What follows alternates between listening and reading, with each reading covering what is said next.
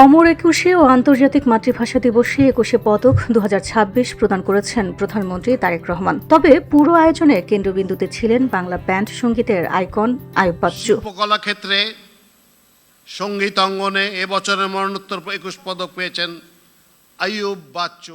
মরণোত্তর ২১শে পদক পেলেন বাংলা ব্যান্ড সঙ্গীতের কিংবদন্তি LRB'র প্রতিষ্ঠাতা আইয়ুব বাচ্চু। যখন তার নাম ঘোষণা করা হয়, মিলনায়তনে নেমে আসে গভীর নীরবতা। গিটার নেই, কণ্ঠ নেই, তবুও যেন ভেসে আসে সেই চিরচেনা সুর, চলো বদলে যাই।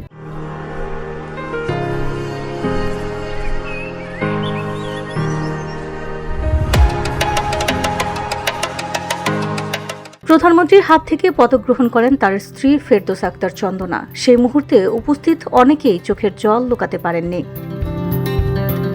২১শে পদকের মঞ্চে আজ শুধু একজন শিল্পীকে সম্মান জানানো হয়নি, সম্মান জানানো হয়েছে একটি প্রজন্মের আবেগ, ভালোবাসা আর বাংলা রক সঙ্গীতের ইতিহাসকে।